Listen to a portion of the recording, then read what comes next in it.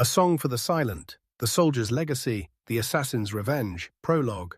I am Trogon Dis Jin Lao Moon, a Manadiet from the planet Clison and heir to the warrior sect Krigere. I was once someone else, walking a different path, but now I go by the name of Flocka Skjult Bearskitter. My family was one of the most powerful and respected sects of our people, though it wasn't always so. If it hadn't been for my ancestor, Laxton Dis Jin Lao Moon, my family would likely have remained lowly farmers. Yet knowing the outcome of our rise, I truly believe it is better to be a farmer than to be dead. My father, Lax Lao Moon, was a powerful man, but his power was a birthright passed down through generations. Because of this inherited mantle, some believed he hadn't truly earned the right to call himself the leader of our people. It was Sjalu Sint, the usurper, who acted on that resentment. He betrayed my father while I lay sleeping in my bed. Stor Beskita, the commander of my father's royal guard, ensured that my death wasn't written in stone on that fateful night.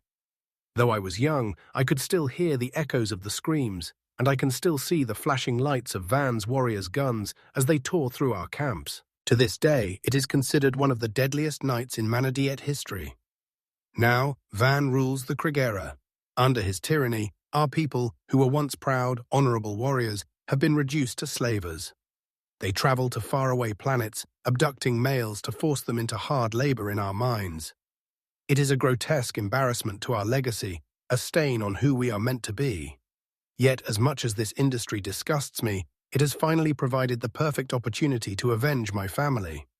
I received word that Van is traveling to inspect one of these very mines.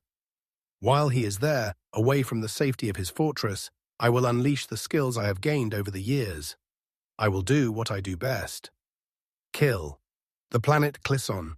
Clison is a world of harsh beauty, dominated by vast rust-red deserts and towering canyon monoliths that evoke a fusion of Martian terrain and rugged landscape.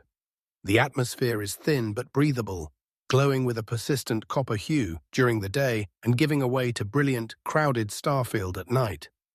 The planet's surface is covered in rich iron oxide dust, sweeping dunes and massive sandstones plateaus.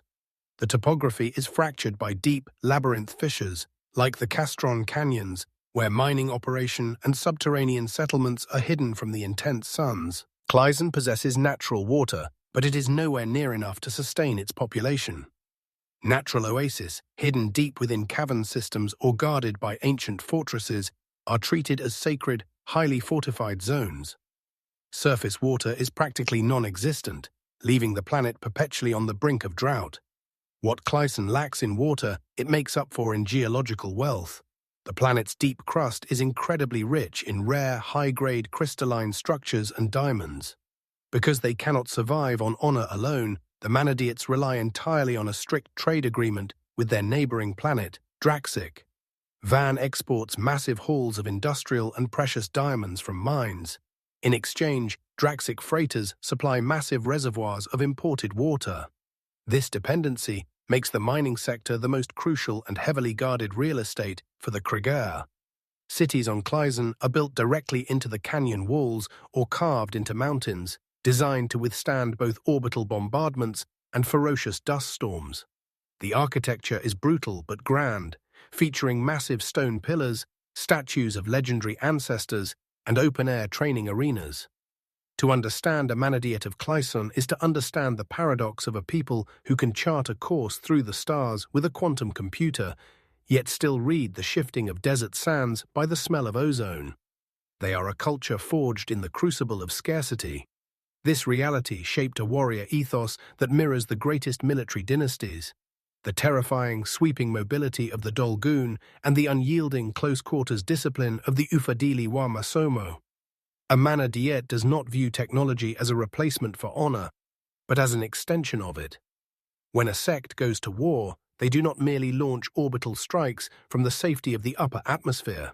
Their vanguard utilizes ultra-fast, anti-gravity sand skimmers and cloaked lights aircraft to execute the Horns of the Shamo, a devastating flanking maneuver designed to encircle an enemy before the sonic boom of their arrival even registers. Yet, for all their advanced plasma artillery, the true test of a warrior remains the Iqaluit drive, a high-frequency energy spear paired with a hard light shield. To the Manadiet, long-range execution is for cowards.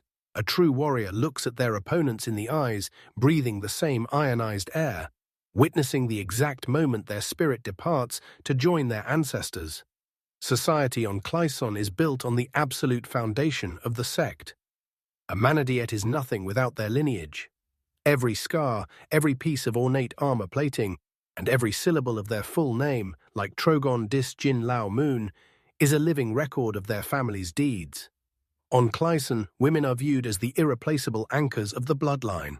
Because the continuation of the Sect depends entirely on them, they are kept safe, shielded from violence, and highly protected. To a Manadiet man, a woman is something to be fiercely guarded at all costs. In Clisonian culture, the survival of a Sect isn't just about winning battles, it's about enduring. Because the planet is so hostile, women are viewed as the most precious and vital asset a family possesses. Without them, the bloodline ends and the Sect's history is erased. They are never exposed to the harshness of the desert, manual labor, or combat.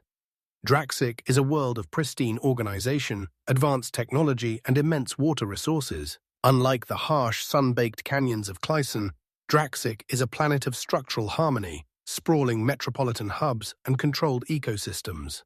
Draxic is ruled by an elected senate rather than warring sects or bloodlines. Laws are strictly enforced, infrastructure is flawless, and the citizens enjoy a high quality of life. They view Clison's constant internal power struggles with mix of pity and diplomatic caution. Under lax Lao Moon leadership, Clison and Draxic work together to secure the safety of both planets. Draxic possess the finest starships, cloaking technology, and weaponry in their sector. This technological superiority is exactly why their water freighters can safely traverse the space between planets without fear of the Clisonian raiders. The distance between Draxic and Clison is about 50 million kilometers, roughly 3-day flight. This is the main reason why Stor Beskita choose this planet to take and hide Trogon. Once Vansman stormed the camps, Stor knew what must be done. The attack was expected, and his leader Lax already planned an escape for his son. Stor was given the task, and he was determined to complete it with honor. Knowing the boy would never be safe on Clison, Stor integrated into Draxic society. As Trogon grew, Stor realized Trogon's desire for vengeances did also. He focused on training and learning new skills. Trogon didn't just learn to swing a blade, he learned cybernetic infiltration, orbital piloting, and stealth metrics using Draxic's superior technology. Becoming an assassin wasn't a job for Trogon, it was the only way to put his flawless, high-tech training to use while actively hunting down High Lord Vane's operations from the shadows.